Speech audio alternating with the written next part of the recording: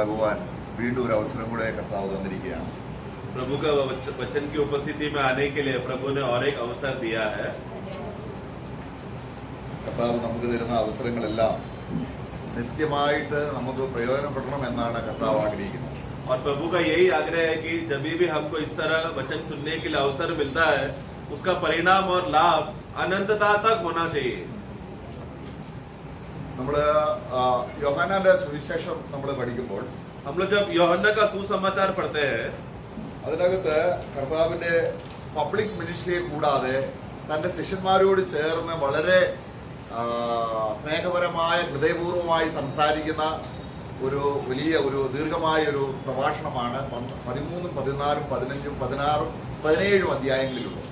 हम लोग बाकी सुसमाचारों में से जो अलग यूहन्ना का सुसमाचार का खासियत यह है कि जो प्रभु यीशु मसीह जितना उन्होंने बाहर लोगों के साथ पूरा भीड़ के साथ जितना उन्होंने कार्य किया और सेवा किया, यूहन्ना का सुसमाचार का खासियत यह है कि अधिकतर प्रभु ने अपने चेलों के साथ व्यक्तिगत रीति से सिर्फ चेलों के साथ मिलकर अपना दिल का बात, अपना हृदय का बात, वो प्रेम की बातें, वो सब बातों का प्रभु ने उस विषय में प्रभु सेवा किया और बात किया और संदेश किया. जो हम लोग यूहन्ना का सुसमाचार 13 अध्याय से 17 अध्याय तक पढ़ेंगे तो वो पर्सनल टाइम जो प्रभु ने सिर्फ चेलों के साथ बिताया है वो अध्यायों में हम देखते हैं. 17 അധ്യായത്തിൽ സഭയെ സ്നേഹിച്ച് കർത്താവ് പിതാവിനോട് പ്രാർത്ഥിക്കുന്ന ഒരു ദീർഘ പ്രാർത്ഥനയാണ്. അത് കഴിഞ്ഞ് 18 അധ്യായത്തിൽ കർത്താവ് അറസ്റ്റ് ചെയ്യപ്പെടുകയാണ്. 17वां अध्याय में प्रभु कलीसिया के लिए, मंडली के लिए प्रभु प्रार्थना करता है और प्रभु अपना मंडली के विषय में इच्छा प्रकट करता है. उसके बाद 18वां अध्याय में प्रभु को उनको गिरफ्तार किया जाता है.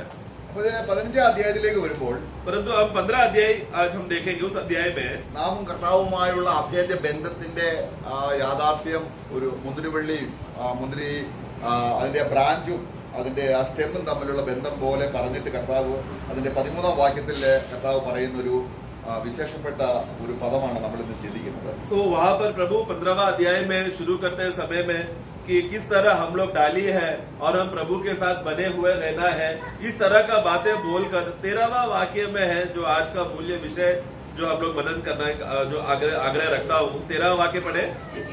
प्रेम किसी का नहीं कि कोई अपने मित्रों के लिए अपना प्राण दे. ഓക്കെ, നമ്മള് ഈ സ്നേഹിതന്മാർക്ക് വേണ്ടി ജീവനെ കൊടുക്കുക എന്നുള്ളത് വളരെ പേഴ്സണലായിട്ടുള്ള അപേക്ഷനായിട്ടുള്ള ഒരു വാചകമാണ്. तो जब ये वचन, ये शब्द जब हम पढ़ते हैं कि अपने मित्र के लिए या अपना करीबी जन के लिए, मित्र के लिए अपना जान देना, प्राण देना, ये शब्द, ये वाक्य बोला तो बहुत ही खास रीति से पर्सनल बात होता है. जो जिससे ज्यादा प्रेम करता है उनको बोला जाने वाला शब्द रहता है. ये നമ്മള് പൊതുവെ നമ്മള് കർത്താവിന്റെ ക്രൂശുമരണത്തെ കുറിച്ച് നമ്മൾ പറയുമ്പോൾ എങ്ങനെയാണ് പറയുന്നത്? യേശു ക്രിസ്തു പാപികൾക്ക് വേണ്ടി മരിച്ചു എന്നല്ലേ? हम लोग जब प्रभु को क्रूस को जब हम देखते समय में स्वाभाविक रीति से प्रभु जब क्रूस में मरा करके बोलते समय में किसके लिए मरा करके हम हमेशा बोलते हैं? प्रभु तो पापियों के लिए मरा करके हम बोलते हैं ना. സ്നേഹിതന്മാർക്ക് വേണ്ടി മരിച്ചു എന്നാണോ? तो क्या हम ऐसा बोलते हैं कि प्रभु अपना मित्र के लिए क्रूस पर मरा करके? ऐसा कभी बोलते हैं कि हम? ഇല്ല. कभी नहीं कहते हम. കർത്താവ് മരിച്ചത് ആർക്ക് വേണ്ടിയാണ്? प्रभु किसके लिए मरा? പാപികൾക്ക് വേണ്ടി. पापियों के लिए मरा. എന്നാൽ ഇവിടെ എന്താണ് ആ പദം ഉപയോഗിക്കാതെ പാപിക്ക് വേണ്ടി മരിക്കുന്നു എന്ന് പറയാതെ ഞാൻ എന്റെ സ്നേഹിതന്മാർക്ക് വേണ്ടി മരിക്കുന്നു, ജീവൻ കൊടുക്കുന്നു എന്ന് പറയുന്നത്? परंतु यहाँ पर क्यों है ऐसा? यीशु ने वहां पर मैं अपने शत्रुओं के लिए या अपना बैरी लोगों के लिए, पापियों के लिए मर रहा हूं, वैसा शब्द ना इस्तेमाल करते हुए अपना मित्र के लिए मर रहा हूं करके प्रभु कह रहा है. അപ്പൊ സ്നേഹിതന് വേണ്ടി മരിക്കുന്നതിനും വലിയൊരു സ്നേഹം ഇല്ല. और अपना मित्र के लिए मरना, जान देना, उससे बड़ा प्रेम है ही नहीं. ലോകത്തിൽ പലതരത്തിലുള്ള സ്നേഹങ്ങളുണ്ട്. അപ്പൻ, മക്കൾ, ഭാര്യ, ഭർത്തൃ, പല ബന്ധങ്ങളിലുള്ള സ്നേഹമുണ്ട്. संसार में हम देखते हैं ना, बहुत प्रकार का प्रेम को हम देखते हैं. माता पिता का प्रेम, पति पत्नी का प्रेम, अलग अलग रिश्ते हैं. ये सब अलग अलग प्रेम को हम दुनिया में देखते हैं. ഇത് നമ്മൾ നന്നായി മനസ്സിലാക്കണം. इसलिए ये बातें हमें समझना बहुत जरूरी है. നമ്മുടെ അവസ്ഥ എന്താണെന്ന് കർത്താവ് വെളിപ്പെടുത്താതെ നമ്മളെ സ്നേഹിതന്മാരായി, ഉന്നതന്മാരായി, ഇപ്പം രാജാവിന്റെ സ്നേഹിതൻ ആരായിരിക്കണം? രാജാവ് തന്നെ ആയിരിക്കണം. तो इसके लिए प्रभु यहाँ पर प्रभु का तत्व देखो, हमारा असली अवस्था क्या है वो अवस्था को ना बताते हुए प्रभु हमको एक प्रेम के रीति से, एक मित्र का रीति से प्रभु हमको संभावना करता है। अभी जब राजा जब किसी को प्रेम करता है तो उसका जिससे प्रेम किया जाता है वो व्यक्ति का स्टेटस भी क्या होना चाहिए, वही राज्य पदवी होना चाहिए। तो प्रभु भी उसी रीति से कह रहा है, मैं तुम्हारा मित्र हूँ और मैं तुमसे प्रेम करता हूँ। സ്നേഹത്തിന് വേണ്ടി മരിക്കുക എന്ന് പറഞ്ഞ അർത്ഥം എന്താണ്? अपना मित्र के लिए जान दे रहा हूँ, प्राण दे रहा हूँ करके बोला तो मतलब क्या है? സ്നേഹിക്കുന്ന ആളും ആ സ്നേഹിക്കപ്പെടുന്ന ആളും തമ്മിൽ ഏകദേശം തുല്യരാണ്, അതുകൊണ്ടാണല്ലോ സ്നേഹിതൻ എന്ന് പറയുന്നത്. मतलब मित्र किसको बोलते हैं? मतलब मैं अगर किसी को मैं मरने जा रहा हूँ, तुम्हारे लिए मरने जा रहा हूँ बोला तो मेरे मन में क्या है, जिसके लिए मैं मरने जा रहा हूँ मेरा अवस्था और उसका अवस्था एक है, हमारा दोनों का पदवी एक है। उस नजरिए से दर्जे को देखकर मैं कह रहा हूँ कि मैं तुम्हारे लिए मरूंगा, वैसा प्रभु कह रहा है। ഇപ്പൊ രാജാവ് ഒരു ഭിക്ഷക്കാരനെ സ്നേഹിക്കത്തില്ല, एक राजा कभी भी भिखारी से प्रेम नहीं करेगा। പക്ഷെങ്കിൽ രാജാവ് ആരെയാണ് സ്നേഹിക്കുന്നത്? രാജാവിന് സ്നേഹിതൻ ആരാണ്? राजा का मित्र कौन है? രാജാവായിരിക്കണം. उसी का उनका ही पद का होना चाहिए, दूसरा राजा रहेगा। അപ്പോൾ നമ്മളെ സ്നേഹിച്ചതിന്റെ വാല്യൂ നമ്മള് ആ കർത്താവിന്റെ ഈ വചനത്തിലൂടെ നമുക്ക് വ്യക്തമാക്കുകയാണ്. तो इस वचन के द्वारा प्रभु जब हमसे प्रेम करता है या हमें मित्र बोलते समय में प्रभु हमें क्या दर्जा दे रहा है, क्या मूल्य दे रहा है, वो ये वचन बता रहा है। അപ്പൊ നമ്മളെ കർത്താവ് സ്നേഹിക്കുമ്പോൾ ഒരു ദീർഘകാല അടിസ്ഥാനത്തിൽ നിത്യതയെ കണ്ടുകൊണ്ട് നമ്മൾ ഒരിക്കലും പിരിഞ്ഞു പോകാതെ കർത്താവിന്റെ സിംഹാസനത്തോട് ചേർന്നിരുന്ന് തമ്മിൽ സംസാരിച്ച് സ്നേഹബന്ധം പുലർത്തുന്ന രീതിയിലേക്ക് നമ്മളെ ഉയർത്തുക എന്നുള്ളത് കർത്താവിന്റെ ഹൃദയത്തിലെ വലിയൊരു ആഗ്രഹമാണ്. तो ये प्रभु का हृदय का सबसे बड़ा आग्रह यह है कि जब वो प्रेम करता है करके बोलते समय में उस प्रेम का उद्देश्य क्या है? प्रभु भविष्य को देखकर बोल रहे हैं कि आने वाले युग में जिन लोगों से मैं प्रेम करता हूँ वो लोग मेरे साथ सिंहासन में परमेश्वर का महिमा में साथ में बैठेंगे, युगानुयुग हम साथ में रहेंगे। इस दर्शन से प्रभु कह रहा है कि मैं मेरा मित्रों से प्रेम करूं, उस नजरिए से प्रभु कह रहा है।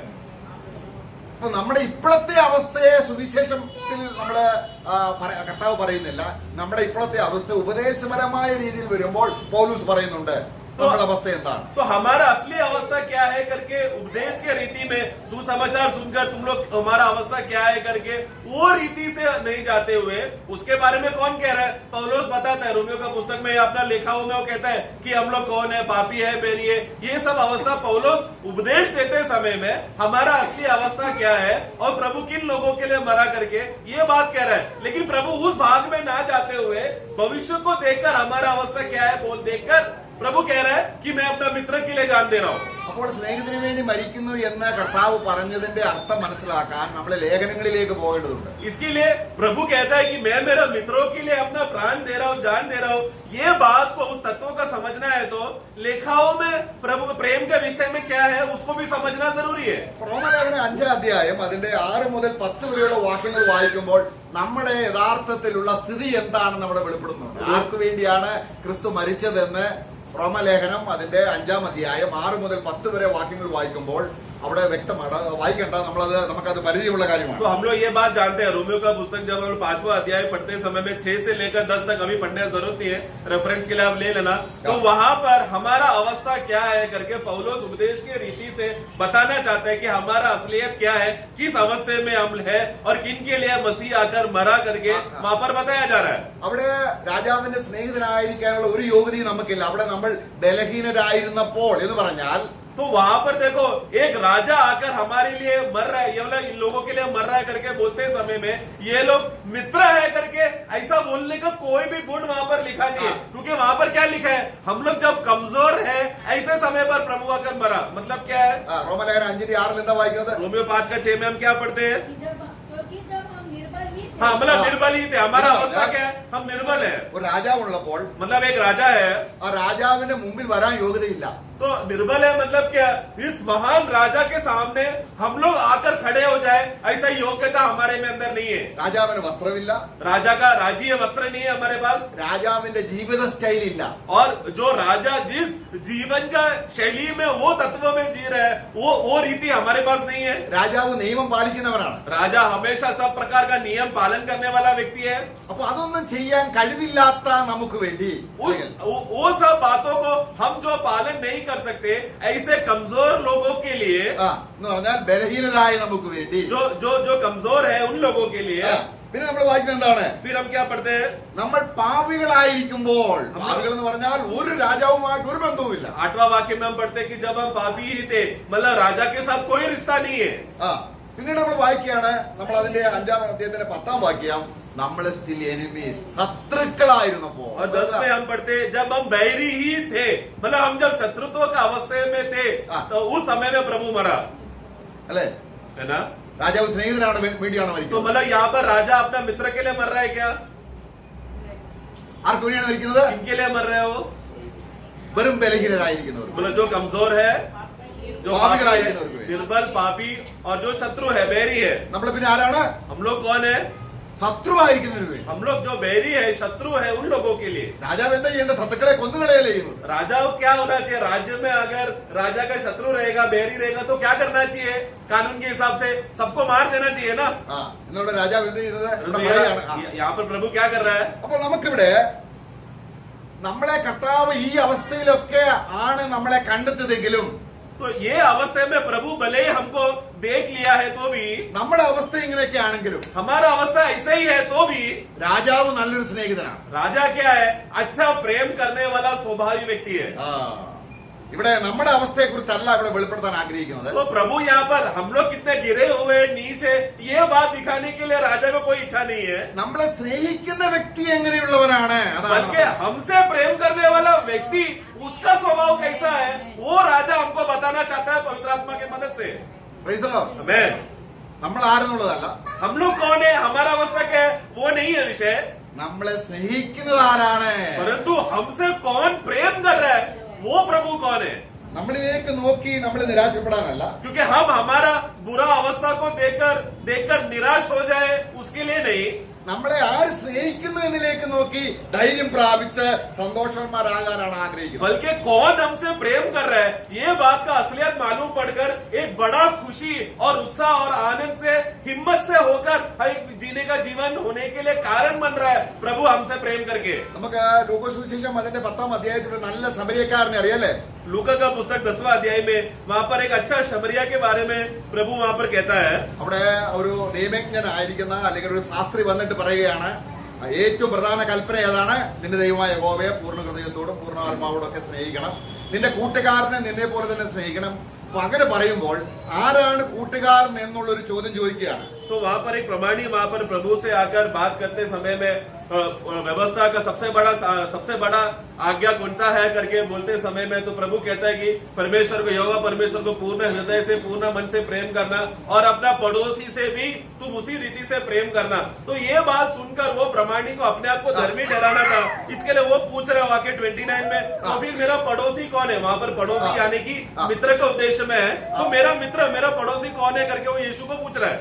അയൽക്കാരനെ സ്നേഹിക്കണമെന്ന് പറയുമ്പോൾ നമ്മൾ ചിന്തിക്കണം നമ്മുടെ വീടിന്റെ അടുത്തുള്ള ആളെ സ്നേഹിക്കണം, തീർച്ചയായിട്ടും വീടിന്റെ അടുത്തുള്ള ആളെ സ്നേഹിക്കണം.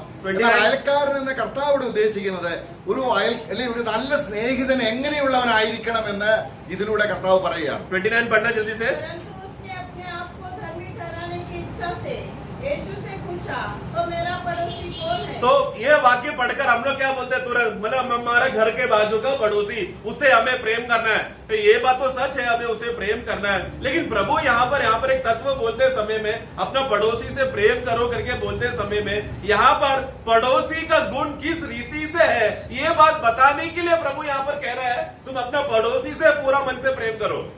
അപ്പോൾ ആ മനുഷ്യനെ അവിടെ ആ നല്ല സ്നേഹിതനെ കുറിച്ച് പറയുമ്പോൾ ഒരു മനുഷ്യന്റെ കാര്യം പറയുകയാണ്, യെരുശലേമിൽ നിന്ന് യെരിഹോവിലേക്ക് പോകുക. तो ये एक अच्छा पड़ोसी यानी कि ये तुम्हारा सच्चा असली पड़ोसी कौन है, तुम्हारा सच्चा मित्र कौन है करके ये बात बताने के लिए प्रभु वहाँ पर एक दृष्टांत बता रहा है। एक व्यक्ति यरूशलेम से यरीहो की ओर गया।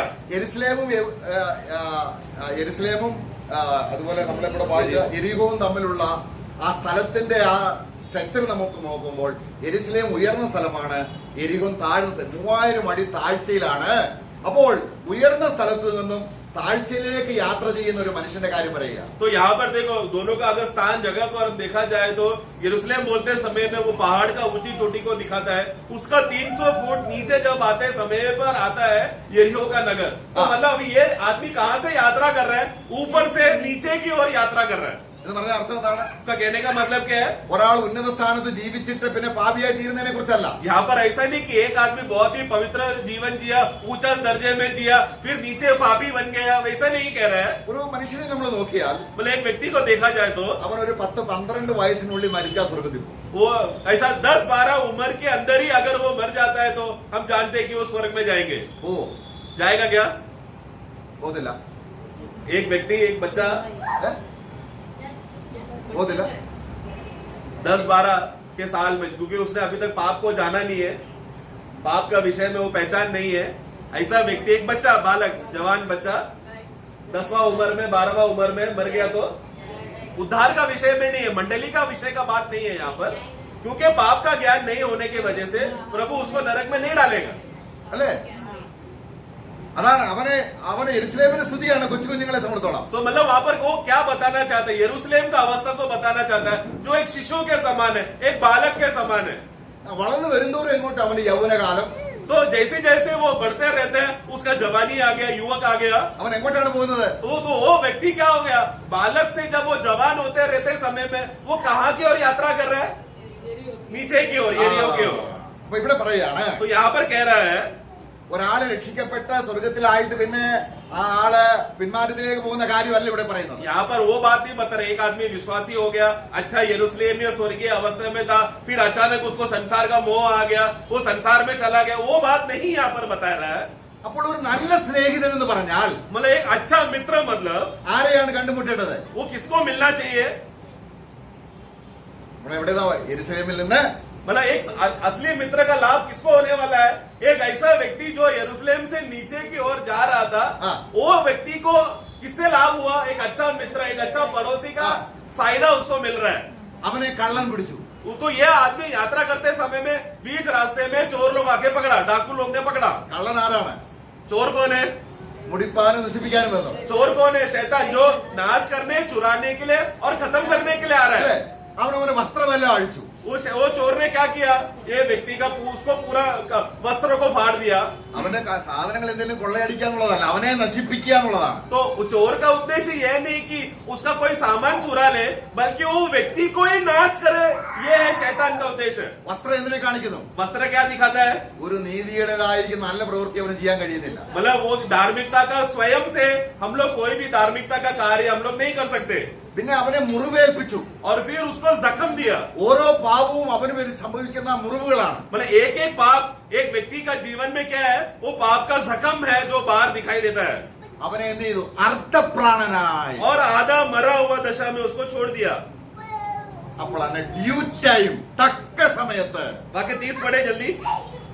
यीशु ने उत्तर दिया, हाँ। एक मनुष्य यरूशलेम से यरीहो को जा रहा था हाँ। कि डाकुओं ने घेर कर उसे कपड़े उतार लिए और मार पीट कर उसे आधा मरा छोड़कर. देखो आधा मरा छोड़ दिया. अभी ये अवस्था मतलब आधा मरा मतलब क्या है? बहुत जल्दी अभी मृत्यु उसको पकड़ने वाला है. तो अभी इसको क्या चाहिए? सही समय में उसको एक मददगार चाहिए. പ്രിയമുള്ളവരെ, നമ്മൾ രക്ഷിക്കപ്പെട്ടപ്പോൾ ഇതായിരുന്നു നമ്മുടെ അവസ്ഥ. प्रियो, जब हम लोग उद्धार पा रहे थे यही था हमारा दशा. നമ്മുടെ അർത്ഥപ്രാണനായിട്ട് हम लोग आधा मरा हुए थे, അവിടെ ഇട്ടു. वहीं पर हम पड़े हुए थे. അപ്പോൾ ലേവി ഗോത്രത്തിലുള്ള രണ്ട് സ്നേഹിതന്മാരായിരിക്കാൻ, കരുണ കാണിക്കാൻ കഴിവുള്ള, ദൈവത്തിന്റെ പ്രമാണമുള്ള, വചനമുള്ള രണ്ടുപേര് അതിൽ വരികയാണ്. तो उस समय में क्या हुआ?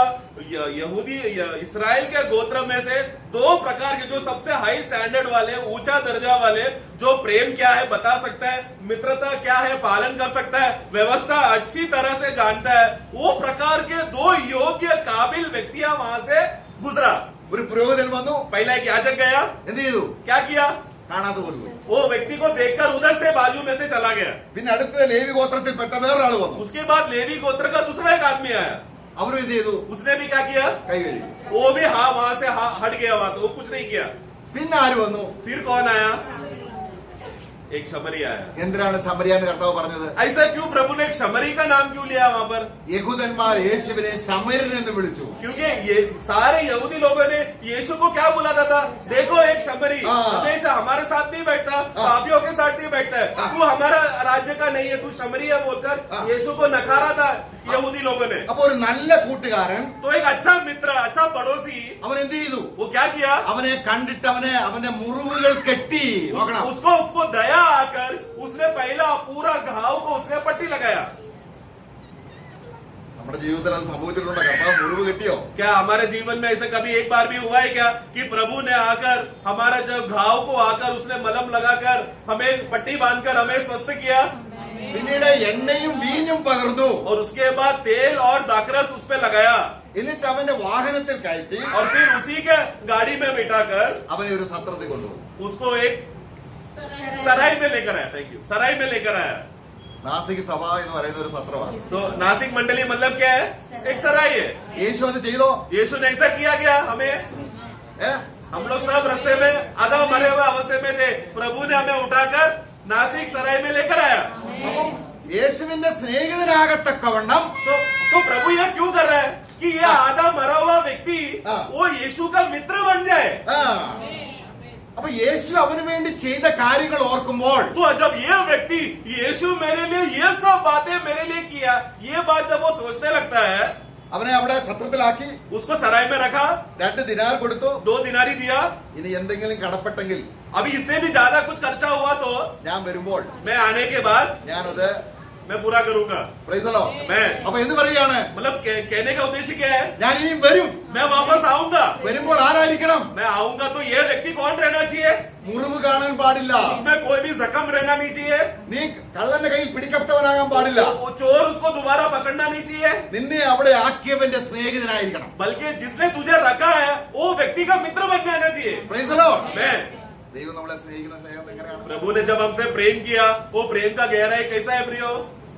കർത്താവ് വരുമ്പോൾ അധികം കൊടുക്കുന്ന ആർക്കാ? प्रभु जब आएगा सबसे ज्यादा किसको प्रतिफल देगा? കർത്താവിന്റെ ദാസനാണ് കൊടുക്കുന്നത്. प्रभु का दास को मिलेगा ना। ഏ? Amen. मतलब कहने का उद्देश्य क्या है? जो प्रभु का सच्चा मित्र बन चुका है प्रेम जानकर, उसको ज्यादा प्रतिफल मिलेगा। ഇതിൽ ആരാണ് നല്ല സ്നേഹിതൻ? അവിടെ 36 വാക്യത്തിൽ അത് ചോദിക്കുകയാണ്. फिर 10 का 36 में प्रभु पूछ रहा है, ये तीनों में से असली सच्चा पड़ोसी या अच्छा मित्र कौन है? 37 पढ़े। उसने कहा, हाँ, उसने उस पर दया की। बस जिसने उस पर दया की वही उसका सच्चा पड़ोसी मित्र है। ദയ കാണിക്കുക എന്ന് പറഞ്ഞ അർത്ഥം എന്താണ്? हमारे ऊपर तरस खाकर दया दिखाया, मतलब कौन किया? സ്നേഹിതനോളം ഉയർത്തി. और फिर क्या किया? हमसे हमारे ऊपर तरस खाकर दया दिखाकर हमारा दर्जा फिर क्या रखा? हम लोग को डायरेक्ट मित्र बनाया प्रभु का। അപ്പൊ കർത്താവ് പറയാണ്, अभी प्रभु कहता है, ഞാൻ പാപിക്ക് വേണ്ടിയൊന്നും അല്ല മരിച്ചത്. मैं पापियों के लिए नहीं मर रहा हूँ, ഞാനൊരു അല്ലെങ്കിൽ എന്റെ ശത്രുവിന് വേണ്ടിയല്ല മരിച്ചത്. मैं बहरी और शत्रु के लिए नहीं मर रहा हूँ, ഞാൻ ബലഹീനായിട്ട് ആ വ്യക്തിക്കല്ല മരിച്ചത്. मैं कमजोर लोगों को और अभक्त लोगों के लिए नहीं मर रहा, ഞാൻ യോഗ്യനായ ഒരു വ്യക്തിക്ക് വേണ്ടിയാണ് മരിച്ചത്. बल्कि मैं एक योग्य और काबिल व्यक्ति मेरा मित्र के लिए मैं मर रहा हूँ। പ്രൈസലോ. आमेन। എത്ര ശ്രേഷ്ഠമായ വാക്കുകളാണ് കർത്താവ് പറയുന്നത്. कितना श्रेष्ठ और दिल को छूने वाला बात है प्रभु प्रिय। प्रभु हमसे कह रहा है, നമ്മുടേതായിരിക്കുന്ന ആ നീച അവസ്ഥയെ വെളിപ്പെടുത്താതെ मतलब प्रभु हमारा गिरा हुआ नीच अवस्था को नहीं बता रहा। അല്ലെങ്കിൽ നമ്മളെ യശായാവിന്റെ പുസ്തകം 1-ാം അധ്യായം അതിന്റെ 6 മുതലുള്ള വാക്യങ്ങൾ വായിക്കുമ്പോൾ ഉച്ച മുതൽ ഉള്ളങ്കാൽ വരെയും മുറിവുകൾ. हम लोग यशायाह का पुस्तक 1 अध्याय 6 में जब पढ़ते समय में वहां पर अवस्था क्या है? सर से लेकर पैर तक पूरा घाव से खून से भरा हुआ है। അതിനാണ് ക്രിസ്തു ഉച്ച മുതൽ ഉള്ളങ്കാൽ വരെയും മുറിവുകൾ ഏറ്റത്. इसीलिए प्रभु ने क्रूस में क्या किया? सर से लेकर पैर तक प्रभु घायल और जख्मी और घाव से भर गया। അവന്റെ ശരീരത്തിൽ നിന്നും ഒലിപ്പിച്ചിറങ്ങിയ രക്തം प्रभु का देह से निकला बहकर निकला लहू എന്റെ സകല പാപവും കഴുകി എന്നെ ക്രിസ്തുവിനെ സ്നേഹിതനാക്കി എന്നുള്ള ബോധ്യത്തിൽ എത്തിയില്ല എങ്കിൽ, अगर प्रभु के सीने से निकला हुआ लहू, वो लहू ने मुझे धोकर शुद्ध कर मेरा सारा घाव और जख्म को शुद्ध करके मुझे प्रभु का मित्र बना दिया है, अगर ये बात अगर हमको पता नहीं चला तो നമ്മളെങ്ങനെ ക്രിസ്തുവിനെ സ്നേഹിതരാകുന്നത്? तो फिर हम प्रभु के मित्र करके कैसा बोल सकते हैं? സ്നേഹിതനാക്കാനാണ് हमें मित्र बनाने के लिए है ക്രിസ്തുവിന്റെ ഉച്ച തല മുതൽ പാദം വരെയും മുറിവുകളിൽ. प्रभु का सिर से लेकर पैर तक पूरा घाव और जख्म से भर गया. ആ മനുഷ്യനെ സംഭവിച്ചതുപോലെ जिस तरह वही मनुष्य को हुआ जो यरीहो की ओर जा रहा था। എന്നാൽ കർത്താവ് എന്ത് ചെയ്തു? प्रभु ने क्या किया? നമ്മുടെ മുറിവുകളെ കെട്ടി हमारे सारा जख्मों के ऊपर मलहम लगाया ഇനി പാപത്തിൽ ജീവിക്കാതിരിക്കാൻ എണ്ണ പകർന്നു, പരിശുദ്ധാത്മാവിനെ തന്നു. और फिर दोबारा तू पाप में ना जिए इसलिए तेल से मलहम किया, मतलब पवित्र आत्मा से हमें भर दिया നമുക്കുള്ള ചെലവ് മുഴുവനും സത്രക്കാരന് കൊടുത്തു. और हमारे लिए जो भी खर्चा करना चाहिए वो सराय का प्राचीन को देकर क्या बोला, उसका मालिक को कहा कि सारा खर्चा भी तू लेना, तेरा जिम्मेदारी है। നമ്മള് 1 പത്രോസ് 2:24 पहला पत्रोस 2:24 അവന്റെ അടിപ്പിണരുകളാൽ സൗഖ്യം വന്നു, നാം ഇനി പാപം സംബന്ധിച്ച് മരിച്ച് നീതിക്ക് ജീവിക്കേണ്ടതിന് യേശു തന്റെ ശരീരത്തിൽ മുറിവുകൾ ഏറ്റവനായി തീർന്നു. पढ़ना 2:24 आप ही हमारे पापों को अपनी देह पर लिए हुए क्रूस पर चढ़ गया, हाँ। जिससे हम पापों के लिए मरकर हाँ। धार्मिकता के लिए पापों के लिए मरकर धार्मिकता के लिए जिए। आगे उसी के मार खाने से तुम चंगे हुए। उसी के मार खाने से, मतलब प्रभु के ऊपर घाव आने से हमें चंगा मिला। ആ അപ്പൊ നമ്മൾ എന്താ വായിച്ചത്? हमने क्या पढ़ा फिर? നമ്മള് റോമലേഖനം അതിന്റെ 5-ാം അധ്യായത്തിന്റെ रोमियो का पुस्तक 5वां अध्याय में 6-ാം വാക്യത്തിൽ ഡ്യൂ ടൈം എന്ന് കണ്ടോ? തക്ക സമയത്ത് മരിച്ചു എന്ന് കണ്ടോ? वहाँ पर 6वां वाक्य में मसीह सही समय में अभक्तों के लिए मरा शब्द आया, ആ ആ ठीक समय पे, करेक्ट। ആ. എന്നിട്ട് എവിടെ കൊണ്ടുവന്നു? और फिर कहाँ पर लेकर आया? സത്രത്തിൽ. सराय में लेकर आया। ഇനി ഈ സത്രത്തിലുള്ളവർക്ക് വേണ്ടി अभी ये सराय में जितने लोग हैं उनके लिए, അവർക്കും ഒരു ഡ്യൂ ടൈം വെച്ചിട്ടുണ്ട്. उनके लिए एक सही समय रखा है, അവർക്കും ഒരു തക്ക സമയത്തിന് വേണ്ടി. उनके लिए एक सही समय में। നമ്മൾ എബ്രായ ലേഖനം 4:16 എന്താണ് വായിക്കുന്നത്? इब्रानियों का पुस्तक 4:16 हम क्या पढ़ते हैं? इब्रानियों 4:16 इसलिए आओ हम अनुग्रह की सिंहासन की टिकट हिवा बांधकर चले हाँ। कि हम पर दया हो हाँ। और वह अनुग्रह पाए जो आवश्यकता के समय हमारी हाँ। सहायता। आवश्यकता का समय, वो सही समय में, due time। वो आवश्यकता का समय में, തക്ക സമയത്ത്. मतलब सही समय में। ഇനി എന്താണ് നമുക്ക് തക്ക സമയം? अभी हमारे लिए सही समय, आवश्यकता का समय क्या है? എന്താണ്? क्या है, किस विषय में कह रहा है? ഏ? എന്താണ് ഇനി തക്ക സമയം? നേരത്തെ ഒരു തക്ക സമയം കഴിഞ്ഞില്ലേ? एक सही समय पर आकर प्रभु ने हमें बचाया, അന്നേരം അർത്ഥപ്രാണനാണ്. तभी हम लोग आधा मरे हुए थे। ഇപ്പോൾ എന്താണ്? अभी हमारे लिए क्या है? മുഴുജീവനുണ്ട്, നിത്യജീവനുണ്ട്. अभी हमारे अंदर अनंत काल का जीवन आ चुका है। പിന്നെന്താണ് നമുക്ക് തക്ക സമയം? फिर क्यों सही समय, आवश्यकता का समय लिखा है? അപ്പൊ വീണ്ടും നമ്മള് കള്ളന്റെ കൈ പിടിക്കപ്പെടാൻ സാധ്യതയുണ്ട്. क्योंकि दोबारा हम लोग, शैतान क्या करेगा, चोर के समान आकर हमें पकड़ने के लिए आ सकता है। അതാണ് കർത്താവ് 17-ാം അധ്യായത്തിൽ, യോഹന്നാന്റെ സുവിശേഷം 17-ാം അധ്യായത്തിൽ വായിക്കുന്നത്. इसलिए हम यूहन्ना का सुसमाचार 17 अध्याय में हम पढ़ते हैं, അവരെ ലോകത്തിൽ നിന്ന് എടുക്കണമെന്നല്ല, उनको संसार से उठाओ ऐसा नहीं, ഇനിയും മുറിവ് പറ്റാതെ बल्कि और आगे नया घाव ना लगे, അവരെ എന്ത് ചെയ്യണം? उनको क्या करना? दुष्ट से बचा, संसार से बचाए रखना। ആ, അപ്പോൾ നമ്മളോടുള്ള ബന്ധത്തിൽ हमारे विषय में ഘട്ടങ്ങളും പ്രയാസങ്ങളും വരുമ്പോൾ कष्ट और तकलीफ आएगा, നമുക്ക് കൃപ കിട്ടണമെങ്കിൽ और परंतु हमको सही समय में, आवश्यकता का समय में अनुग्रह मिलना है, तो ഇവിടെ ഒരു കണ്ടീഷൻ ഉണ്ട്. यहाँ पर एक शर्त है। അവിടെ തക്ക സമയത്ത് കണ്ടീഷനില്ല. കാരണം നമുക്ക് കർത്താവിനെ വിളിക്കാനോ പ്രാർത്ഥിക്കാനോ കഴിവില്ല. കാരണം നമ്മൾ ഹർത്തപ്രാണനായി രക്തം ഒലിച്ചു കിടക്കുകയാണ്. पहले बार सही समय में वहाँ पर तो कोई शर्त नहीं था, क्योंकि वहाँ पर हमारा दशा क्या था, हम लोग आधा मरा हुआ था। हम लोग हे प्रभु हमें बचाओ ऐसा बोलने के लिए भी हिम्मत नहीं था, तो भी प्रभु बिना शर्त से आकर हमें प्रेम कर हमें बचाया और हमें खड़ा किया। ഇപ്പോൾ അവര് നിനക്ക് കൃപ ലഭിക്കണമെങ്കിൽ, परंतु यहाँ पर अभी इब्रानियों में हम क्या पढ़ते हैं कि सही आवश्यकता के समय में अनुग्रह और दया मिलने के लिए എനിക്ക് കൃപ ആവശ്യമുണ്ടെന്നുള്ള ബോധത്തിൽ ഹമ്പിളായിട്ട് നമ്മളെ താഴ്ത്തി കൃപാസനത്തിലേക്ക് വരണം. हमें कैसा आना पड़ेगा उस कृपासन में या उस अनुग्रह का सिंहासन में? अपने आप को नम्र कर प्रभु मुझे आपका अनुग्रह चाहिए, मुझे आपका दया चाहिए, मुझे बचाओ बोलकर अपने आप को नम्र कर दीन होकर स्वयं मन से हमें आना है। ये नया जन्म के बाद की बात है। അങ്ങനെ വന്നില്ല എങ്കിൽ, ऐसा नया जन्म के बाद बार बार अनुग्रह का सिंहासन में नहीं आया तो നമ്മൾ ഉടനെ ക്രിസ്തുവിന് ശത്രുക്കളായി മാറും. हम लोग फिर से प्रभु का शत्रु बन जाएंगे। നമ്മളെ ജെയിംസ് 4-ാം അധ്യായം അതിന്റെ 4-ാം അധ്യായത്തിന്റെ 4 മുതലുള്ള വാക്യങ്ങൾ വായിക്കുമ്പോൾ, याकूब का पुस्तक 4:4 जब हम पढ़ते हैं, 4 മുതൽ 7 വരെ വായിക്കണം. 4 के 7 तक पढ़ते समय में हम देखते हैं ഇവിടെ തക്ക സമയം എന്ന് പറയുന്നത്, यहाँ पर जो इब्रानियों में आवश्यकता का समय या सही समय जो हमने पढ़ा, നീ ലോകത്തെ സ്നേഹിച്ചാൽ ദൈവത്തിന്റെ ശത്രുവായി കഴിഞ്ഞു. अगर तूने संसार से प्रेम किया, ये विश्वासी, अगर तूने संसार से प्रेम किया तो तू परमेश्वर का बैरी हो गया। ഇത്രയും കാര്യങ്ങളെല്ലാം ചെയ്തിട്ടും പിന്നെയും നീ സാത്താനെയാണ് സ്നേഹിക്കുന്നതെങ്കിൽ, इतना काम तेरे लिए प्रभु ने इतना दया दिखाकर तुझे बचाकर सराय में रखकर तुझे खड़ा करने के बावजूद भी तू वापस संसार में जाकर प्रेम कर रहा है, तो നീ നിന്നെ തന്നെ താഴ്ത്തി तू अपने आप को झुकाकर നീ കൃപാസനത്തിലേക്ക് വന്ന് तू अनुग्रह का सिंहासन में आकर ഈ സിംഹാസനത്തിൽ ഇരിക്കുന്നവന് കരുണയ്ക്ക് വേണ്ടി പ്രാർത്ഥിക്കുന്നില്ല എങ്കിൽ, और ये सिंहासन में बैठा हुआ उस महान प्रभु को देखकर दया के लिए अनुग्रह के लिए तू अगर विनती नहीं कर रहा है, तो നിന്റെ തക്ക സമയം നഷ്ടപ്പെട്ടു പോവുകയാണ്. तेरा आवश्यकता का समय जो प्रभु ने तेरे लिए रखा था उसको हम बर्बाद कर रहे हैं। ഈ സ്നേഹിതൻ ആരെന്നറിയാമോ? क्योंकि ये मित्र कौन है? നമ്മുടെ സദൃശ്യവാക്യം 17 വായിക്കാം. നമ്മൾ വായിക്കണം, എല്ലാവരും എടുത്ത് വായിക്കാം. नीति वचन 17 का 17 पढ़ेंगे। എല്ലാവരും എടുക്കണം. सब लोग निकालना। नीति वचन प्रोवर्ब 17 का 17। मित्र सब समय से प्रेम रखता है। जो मित्र हर समय में प्रेम करता है। സ്നേഹിതൻ ആരാണ്? मित्र कौन है? ഒരാളെ സ്നേഹിച്ചാൽ अगर एक व्यक्ति से प्रेम किया तो നിത്യമായി സ്നേഹിക്കണം. तो सदा के लिए अनंतता तक प्रेम करेगा। നമ്മളെ അങ്ങനെ സ്നേഹിക്കാൻ ആരുമില്ല. हमको ऐसा दुनिया में प्रेम करने के लिए दुनिया में कोई नहीं है। നമ്മളിന്ന് സ്നേഹം കിട്ടാതാവുമ്പോൾ അവരെന്ത് ചെയ്യും? हमसे जब अभी दुनिया में जीते समय में हम दूसरों के लिए फायदा नहीं हुआ या हम दूसरों को प्रेम नहीं करेगा तो लोग हमको छोड़कर चले जाएंगे। നമുക്ക് ഈ വാക്യത്തിലേക്ക് തിരിച്ചു വരാം. इसी वाक्य पर हम आएंगे, उंगली रखना उधर ही। നമ്മൾ 19-7 വാക്യം, സദൃശ്യവാക്യം 19-7. नीति वचन 19 का 7। जब निर्धन के सब भाई उससे बैर रखते हैं, हाँ। तो निश्चय है कि उसके मित्र उससे दूर हो जाए। നോക്കുക, നമ്മുടെ കയ്യിൽ പൈസയൊന്നും ഇല്ലെങ്കിൽ ആ സ്നേഹിതനാന്ന് പറഞ്ഞാലും സഹോദരനാന്ന് പറഞ്ഞാലും സ്നേഹിക്കത്തില്ല. हमारे पास अगर पैसा नहीं है तो हमारे जीवन में कितना भी भाई क्यों ना हो, कितना भी मित्र क्यों ना हो, प्रेम करने कोई नहीं आएगा।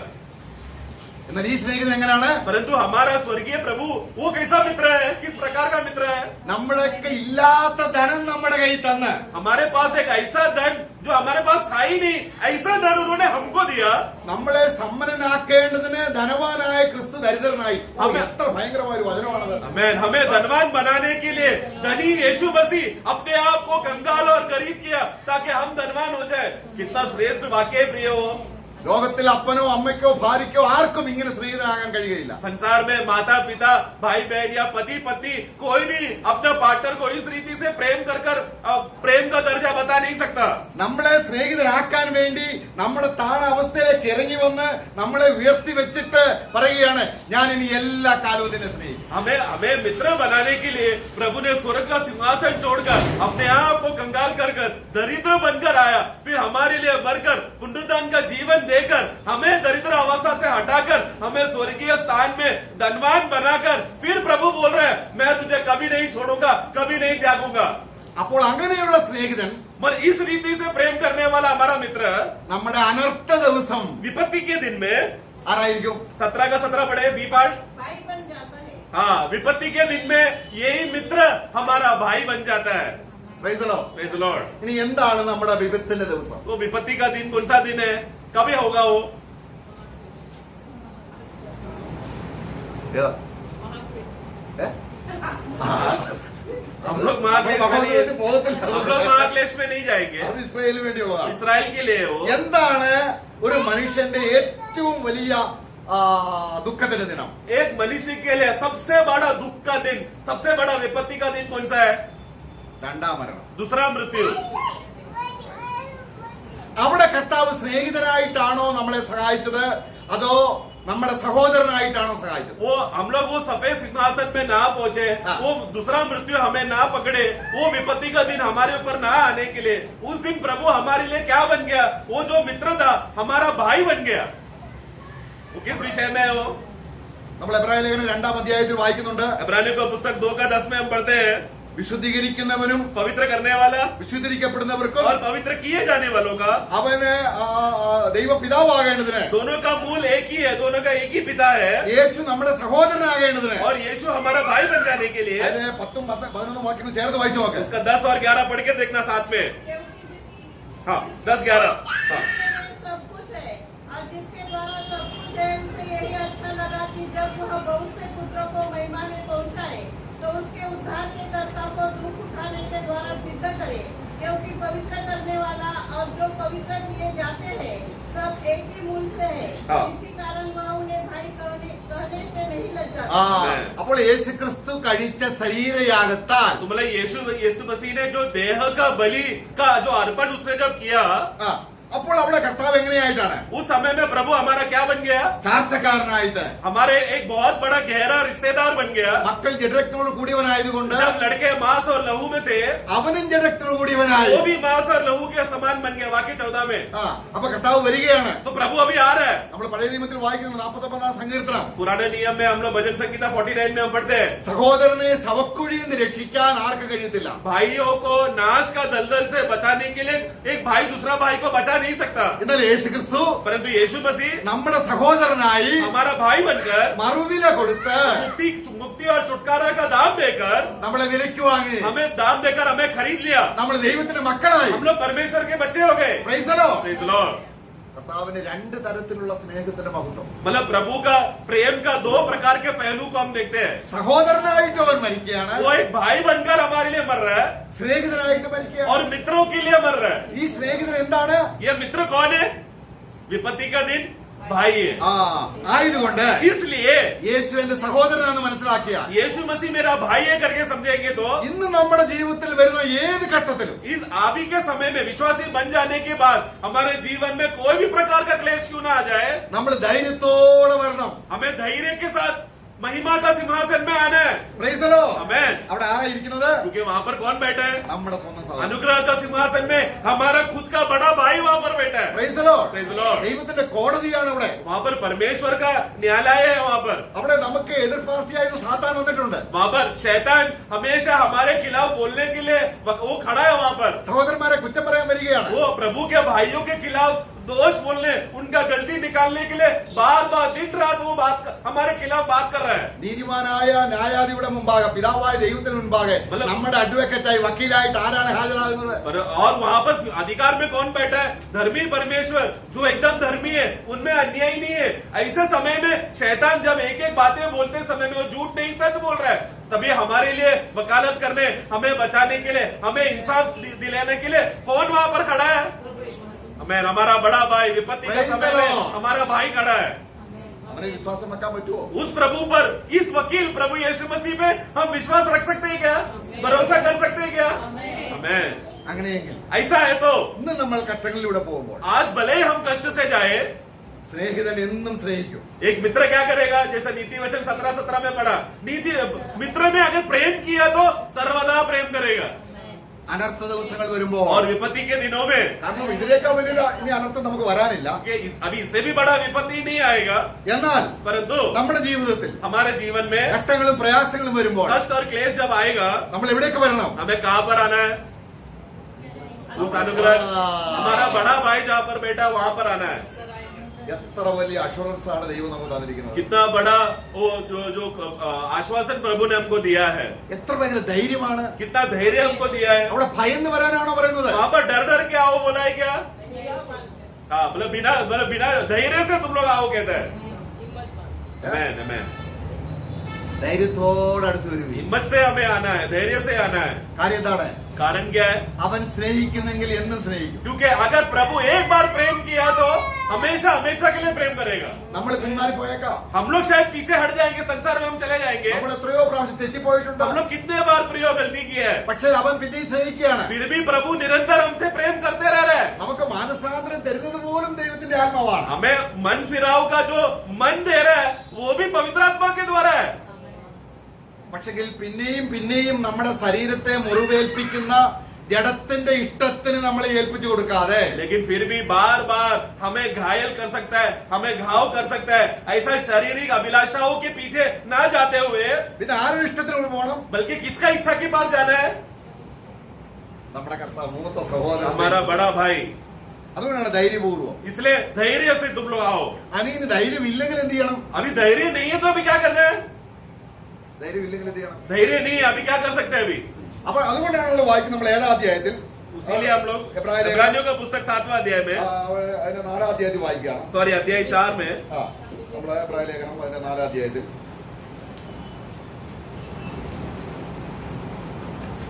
നമ്മളിങ്ങനെ വായിക്കുന്നു. അതിന്റെ 14-ാം വാക്യത്തിൽ വായിക്കുമ്പോൾ, उसका 14 में हम पढ़ते हैं, इसलिए जब हमारा ऐसा बड़ा महायाजक है जो स्वर्ग से होकर गया है, अर्थात परमेश्वर का पुत्र यीशु, तो आओ हम अपने अंगीकार को दृढ़ता से थामे रहें। अगला वाक्य, हाँ। क्योंकि हमारा ऐसा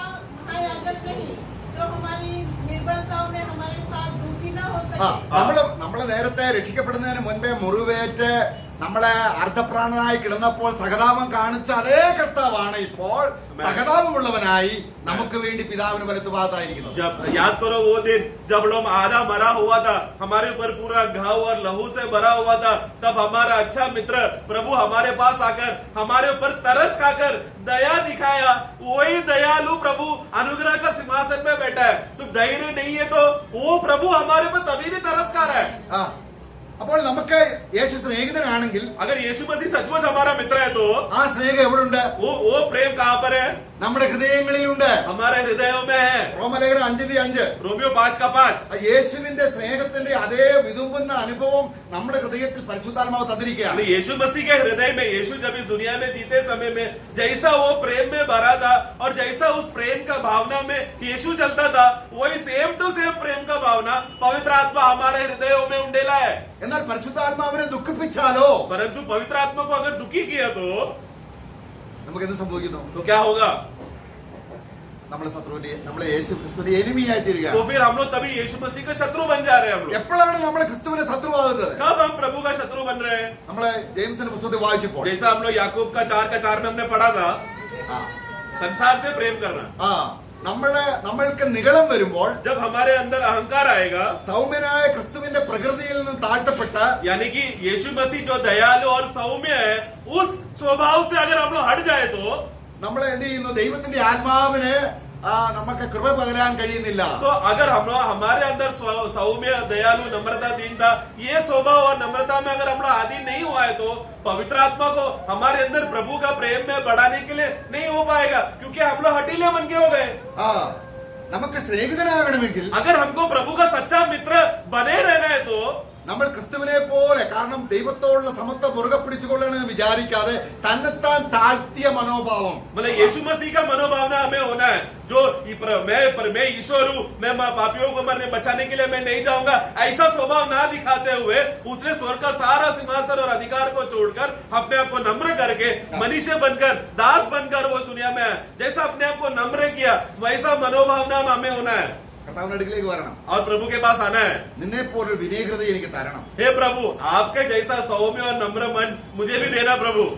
അവൻ നമ്മളെ സ്നേഹിക്കുന്നു. वो हमसे प्रेम करता है. അവന്റെ രൂപത്തോട് അനുരൂപമാകാനാണ് അവൻ ആഗ്രഹിക്കുന്നത്. और प्रभु का इच्छा क्या है कि हम उसके रूप में अनुरूप हो जाए. वो आग्रह प्रभु में, അതിന് കൃപാസനത്തിലേക്ക് വരണം. परंतु हमें अनुग्रह का सिंहासन में उसके लिए आना जरूरी है. ആ സിംഹാസനത്തിൽ വരുന്നതിന് ഡ്യൂ ടൈം എന്ന് പറയുന്നത്, उस अनुग्रह का सिंहासन में आना को ही कहते हैं सही समय पर आना.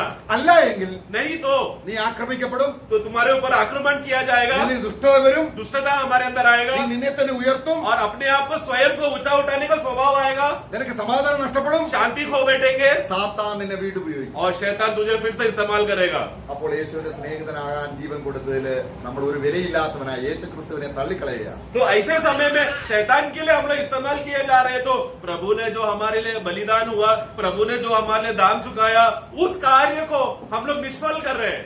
അപ്പോൾ എന്താണ് തക്ക സമയം? तो इसलिए सही समय या आवश्यकता का समय, सही समय मतलब क्या है? എന്താണ്?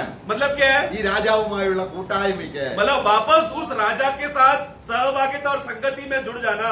നമ്മളെ പാപിയായിട്ടല്ല അവൻ കാണുന്നത്, प्रभु हमें पापी जैसा नहीं देख रहा, ശത്രുവായിട്ടല്ല हमें കാണുന്നത്, बैरी जैसा नहीं देख रहा, സ്വന്തം സഹോദരനായിട്ട്. बल्कि खुद का भाई है हम. ആ സമയമാണ് സിംഹാസനത്തിലേക്ക് വരിക എന്നുള്ളത്. तो जो रिश्ता प्रभु ने हमको देखा है, वो रिश्ते को पहचान कर जब हम अनुग्रह का सिंहासन में आ रहे हैं, उसी को कहते हैं सही समय पर आना. അവിടെ നമ്മളോട് സഹതാപം കാണിപ്പാൻ കഴിയുന്നവനാണ്. और वहाँ पर प्रभु क्या करता है? वो हमारे ऊपर तरस खाता है, दया दिखाता है. वो അവിടെ നമുക്ക് നോക്കുക, ഇങ്ങനെയുള്ള മഹാപ്രഭുനല്ലോ നമുക്ക് വേണ്ടിയത്. इस प्रकार का महायाजक है हमको चाहिए. ഇവിടെ നമുക്ക് വായിക്കുമ്പോൾ, इब्रानियों को पुस्तक 7वां अध्याय में, നമ്മളിപ്പോ വായിച്ചില്ലേ, अध्याय 4 में जो हमने पढ़ा, അല്ലെങ്കിൽ 7ാം അധ്യായം വായിക്കാം. 7वां अध्याय, എന്നിട്ട് അതിന് 25ാം വാക്യം, 25 पढ़ना.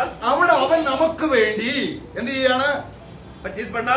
इसीलिए जो उसके द्वारा परमेश्वर के पास आते हैं वह उनका पूरा पूरा उद्धार कर सकता है, क्योंकि वो उनके लिए विनती करने उनके लिए वो विनती कर रहा है, सर्वदा है.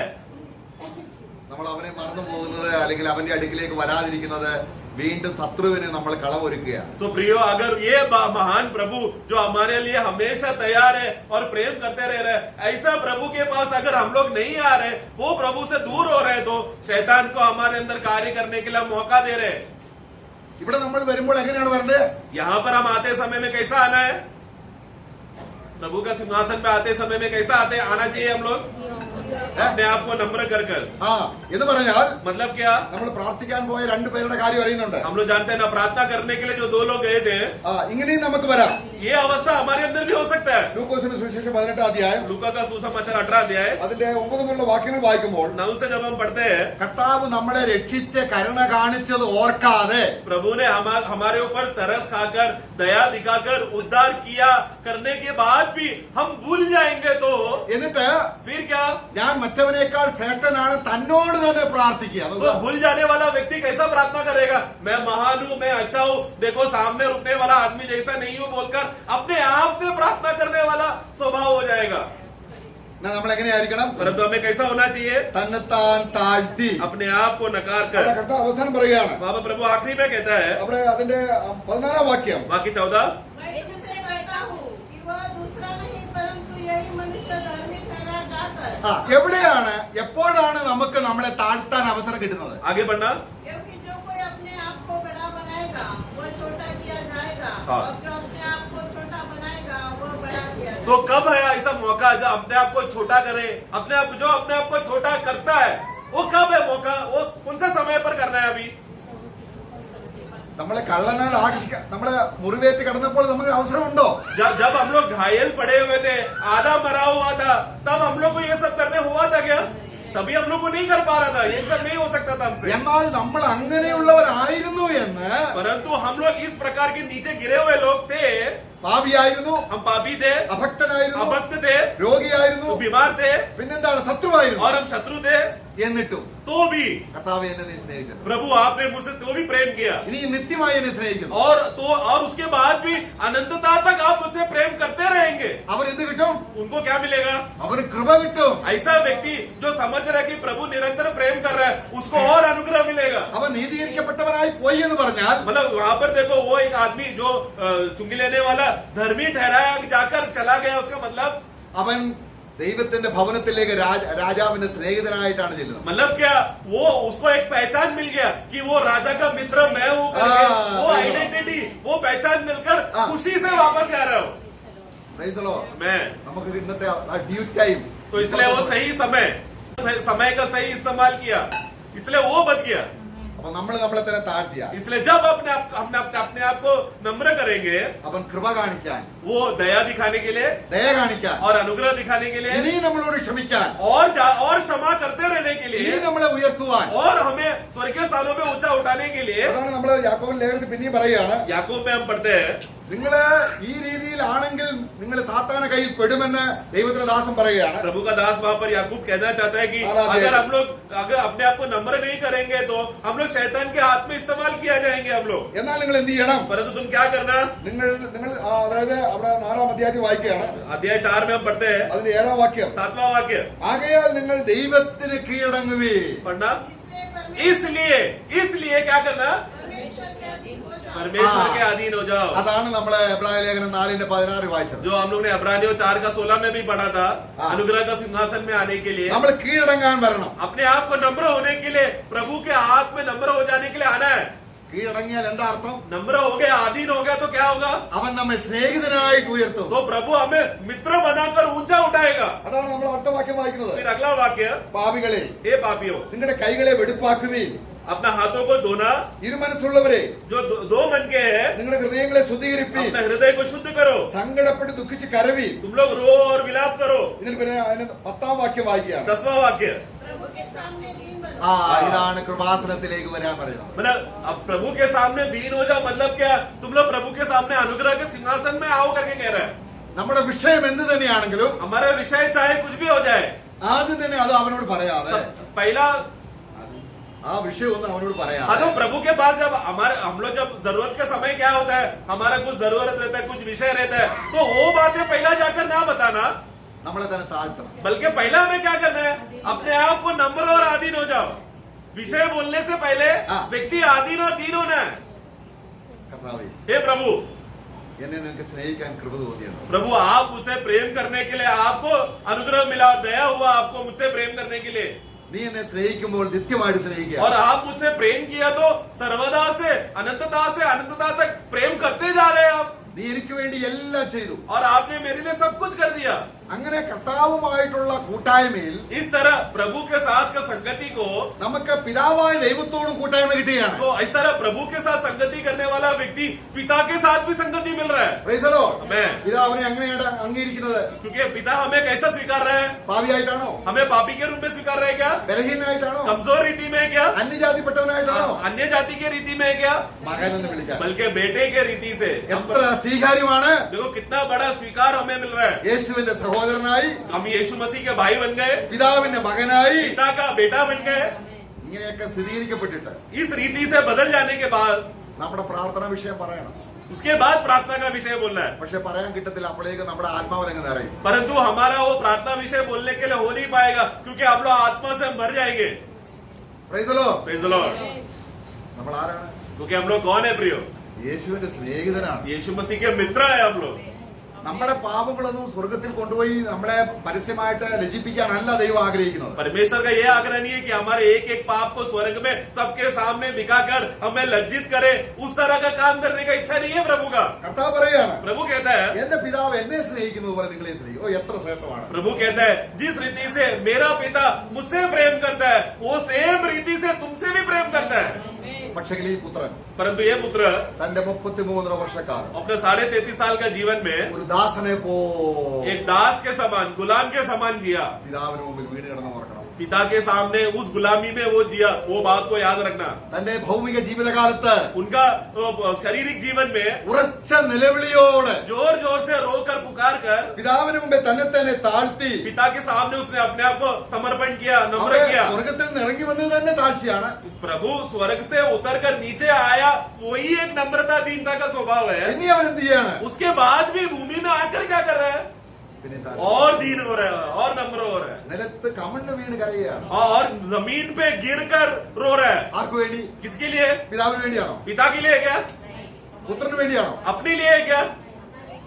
पापी हमारे लिए, നമ്മളെ സ്നേഹിതനാക്കാൻ. ताकि हम उनके मित्र बन जाए. Praise the Lord. Amen. ആ സ്നേഹത്തിന്റെ ബന്ധം എത്ര നാളുണ്ട്? उस प्रेम का रिश्ता कितना दिन तक रहेगा? Amen. कभी टूटेगा नहीं.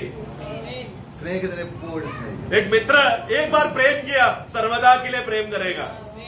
നമ്മുടെ കഷ്ടകാലത്ത് അവൻ ആരാണ്? हमारा विपत्ति का दिन में वो कौन बन जाएगा? हमारा भाई बन जाएगा. ഇത്ര നല്ല ഒരു സ്നേഹിതൻ നമുക്കുണ്ടെങ്കിൽ इतना अच्छा प्रेम करने वाला मित्र अगर हमारे तरफ है तो പിന്നെ നമ്മള് ഭാരപ്പെടുന്നത്. फिर क्यों हम व्याकुल होते हैं?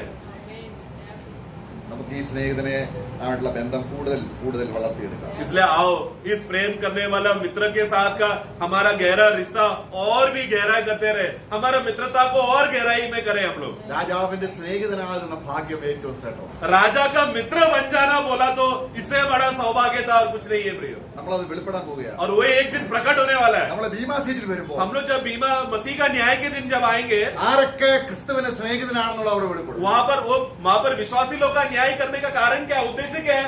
कौन कौन प्रभु का सच्चा मित्र है वो लोग प्रकट होने का दिन है, न्याय का दिन. ഞാനിരിക്കുന്ന സിംഹാസനത്തിൽ അവർ വിരിക്കും. जैसा वचन कहता है प्रकाशित वाक्य में 3 अध्याय में, जिस सिंहासन में मैं बैठा हूँ ये लोग भी वे लोग भी मेरे साथ सिंहासन में बैठेंगे. എനിക്ക് കിട്ടിയ അധികാരം ഞാൻ അവർക്ക് കൊടുക്കും. जो अधिकार मुझे मिला मैं उनको भी दूंगा. സിംഹാസനം കൊണ്ടോ, सिंहासन हो जाए, അധികാരം കൊണ്ടോ, अधिकार हो जाए, തേജസ് കൊണ്ടോ महिमा से നമ്മൾ ഒരു വ്യത്യാസം വരാതെ हमारे अंदर कोई अलग अलग फर्क नहीं रहेगा. हम लोग सब मसीह के समान रहेंगे. അതാണ് പിതാവിന്റെ ആഗ്രഹം. वो है पिता का आग्रह.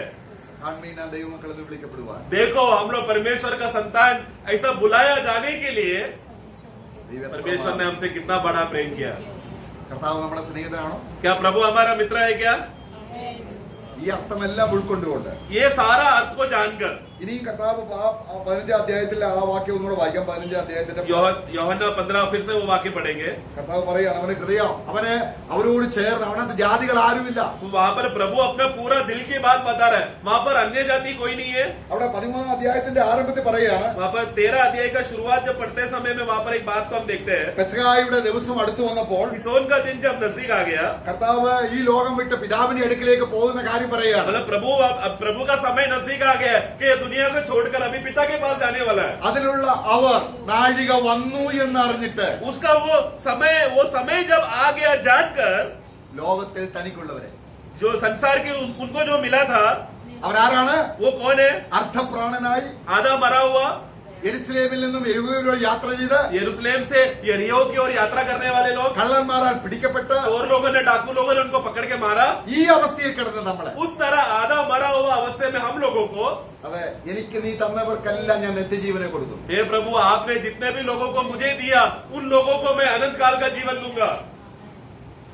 നമ്മളെ അവൻ ഇതിനകത്ത് തനിക്കുള്ള ഈ 12 പേരെ ഉദ്ദേശിച്ചല്ല, നമ്മളെയും കൂടെ ഉദ്ദേശിച്ചാണ് പറയുന്നത്. वहां पर जो मेरा है करके बोलते समय में वो सिर्फ 12 चेले के बारे में नहीं बोल रहे, पूरा सावित्री मंडली के बारे में कह रहा है। ലോകത്തിൽ उसका 13 पढ़ना, 1 पढ़ना है जल्दी। मतलब के पर्व से पहले हाँ। जब इसने जान लिया कि मेरी वह घड़ी आ पहुंची है कि जगत छोड़कर पिता के पास जाऊं, तो अपने लोगों से जो जगत में थे जैसा प्रेम वह रखता था, अंत तक वैसा ही प्रेम रखता तो ये लोग जो जगत में थे, मतलब वो सब लोग चेले लोग नहीं, जगत में हम सब लोगों को अंत तक प्रेम किया। അവന്റെ കണ്ണിന് മുമ്പിൽ അന്ന് നമ്മളും ഉണ്ടായിരുന്നു. मतलब ये जब प्रार्थना प्रभु जब बोलते समय में उनके सामने हम लोग भी थे। Praise the Lord. मैं ഇന്നും അവൻ നമുക്ക് വേണ്ടി പ്രാർത്ഥിക്കുന്നു. और आज भी हमारे लिए वो मध्यस्थी कर रहा है स्वर्ग में, പക്ഷേ നമുക്ക് അവനെ വേണ്ട. परंतु हमें वो नहीं, यीशु नहीं चाहिए, നമ്മൾ ശത്രുക്കളായി തീരുകയാണ്. तो हम लोग प्रभु के शत्रु बन रहे हैं। അതുകൊണ്ട് ക്രിസ്തുവിന്റെ അടുക്കിലേക്ക്, അവന്റെ സിംഹാസനത്തിലേക്ക് തക്ക സമയത്ത് കൃപ പ്രാപിപ്പാൻ നമുക്ക് അവന്റെ അടുക്കിലേക്ക് ധൈര്യത്തോടെ വരാം. കാരണം അവൻ നമ്മുടെ സ്നേഹിതനാണ്, സഹോദരനാണ്. इसलिए आओ हिवाव बांधते हुए हिम्मत के साथ, धैर्य के साथ उस अनुग्रह के सिंहासन में आवश्यकता का समय या सही समय पर हम लोग आए, क्योंकि वहां पर हमारा मित्र बैठा है, हमारे मदद करने के लिए, दया दिखाने के लिए वो बैठा है। Praise the Lord. Praise the Lord. प्रभु हम सबको सहायता करें। Praise the Lord. इतना आशीर्वाद आलोचना प्रभु ने दिया। हम कहाँ थे, हम कौन थे, अभी हमें प्रभु ने काम और कितना बड़ा पदवी में लाया। भाई आज भी जिसको ये पदवी नहीं मिला, प्राप्त करने का मौका है ना। यहाँ पर जिसको पदवी मिला वो भी, जिसको नहीं मिला वो पदवी में था, है ना। हम लोग पापी थे, हम प्रभु का दुश्मन थे, हम बलहीन थे, हम अपात्र थे, हम अभक्त थे, लेकिन प्रभु ने हमारे लिए इतना बड़ा प्रेम दिया। एक बात मैं आपको बताना चाहता हूँ, जो प्रेम पाया और वो प्रेम में आखिरी तक बना रहना है। हमारा आज जो भी काम है वो मसीह के उस प्रेम से होना चाहिए, है ना। हर एक काम हम उस प्रेम में करते रहे तो प्रभु का महिमा हो जाएगा। यहाँ पर वो मित्रता के बारे में बोला कि नहीं, पर मुझे मालूम है आज समय थोड़ा ज़्यादा हो गया। यूहन्ना 15 अध्याय का 13 वचन प्रभु दास ने पढ़ाया, और जो उसका 14-15 वचन भी बहुत ही महत्वपूर्ण वचन है, थोड़ा उसको भी पढ़ेगा तो। हाँ, जो आज्ञा मैं तुम्हें देता हूँ, हाँ, यदि उसे मानो हाँ, तो तुम मेरे मित्र हो। देखा, अभी यहाँ पर एक कंडीशन देगा, क्या है? हाँ, यदि जो मेरा आज्ञा तुम मानो, ये एक बड़ी बात है। प्रभु ने जरूर हमारे लिए, मित्रों के लिए, हमारा प्रभु अपना आखिरी बूंद लहू तक बहाया। अभी हम प्रभु में विश्वास किया, अभी भी हमारा कर्तव्य क्या है? उनका आज्ञा को मानना, उनका आज्ञा को मानना, ये बहुत बड़ी बात है। देखिए, प्रभु में आने के बाद एक बात है, कभी भी प्रभु में आकर नहीं छोड़ता। बहुत पवित्र लोग ये बात को भूल जाता है ना। पहले प्रभु ने वही यूहन्ना 14:16 में क्या बोला? मैं तुम्हें अनाथ नहीं छोड़ूंगा, मैं तुम्हें एक सहायक दूंगा। कौन है? पवित्र आत्मा। पवित्र आत्मा को प्रभु हमें दिया जब वो नया जन्म पाया। उसके बाद उसका 23 वचन, एक बड़ा महत्वपूर्ण वचन है। कौन सा? यूहन्ना 14:23। यीशु ने उसको उत्तर दिया, हाँ, यदि कोई मुझसे प्रेम रखेगा हाँ, तो वह मेरे वचन को मानेगा, हाँ, और मेरा पिता उससे प्रेम रखेगा, हाँ, और हम उसके पास आएंगे, हाँ, और उसके साथ वास करेंगे। इसका मतलब अभी संगति कितना हो गया है? पिता भी है, पुत्र भी है, पवित्र आत्मा भी है। इसका मतलब त्रिएक परमेश्वर। देखा, त्रिएक परमेश्वर के साथ हमारा संगति है। इसलिए जब यूहन्ना पत्र लिखने के टाइम पहला यूहन्ना 12 अध्याय का 3 वचन में क्या बोला? हमारे ये संगति पिता के साथ और उसका पुत्र यीशु मसीह के साथ है। कि मतलब पवित्र आत्मा ऑलरेडी है। अभी आप देखिए, हमें कितना अनोखा संगति मिला। प्रियो, पिता ने हमें अपना मित्र कहा। आप देखिए कितना बड़ा पदवी है। पुराने नियम में एक ही व्यक्ति को वो पदवी मिला, अब्राहम को, और तो आज नया नियम की मंडली को प्रभु ने इतना बड़ा पदवी दिया। प्रियो, हम प्रभु का मानव एक मित्र है, इससे बढ़कर प्रभु का भाई है। अब देखिए भाइयों को भी अपना बड़ा भाई अपने साथ बैठाएगा, कितना बड़ा अनमोल पदवी है। अभी भी जिसको ये चाहत है मुझको भी ऐसा भाई का प्रभु के साथ, प्रभु का भाई बनकर जीने का, प्रभु का मित्र बनकर जीने का अभी भी मौका है। प्रभु ने कालवरी सूली में यहाँ पर जिसको ये पदवी नहीं मिला, जिसको ये उद्धार नहीं मिला, जिसको परमेश्वर का संतान होने का मौका नहीं मिला, आपके लिए भी वो मरा है। आप ये सच्चाई पर विश्वास करेगा तो प्रभु यीशु मसीह के लहू मेरे लिए बहाया, ये बात अगर आप विश्वास के साथ अपने मुंह से कबूल करेगा तो इसी वक्त में ये मित्रता का पदवी, ये भाई का पदवी आपको भी प्राप्त कर सकता है। तो प्रभु जरूर आपको भी प्रभु को अपना करके, प्रभु को अपना दिल देकर, प्रभु की आत्मा पाकर, प्रभु का मित्र बनकर, प्रभु का भाई बनकर विजय जीवन बिताने के लिए जरूर प्रभु आपको सहायता करे।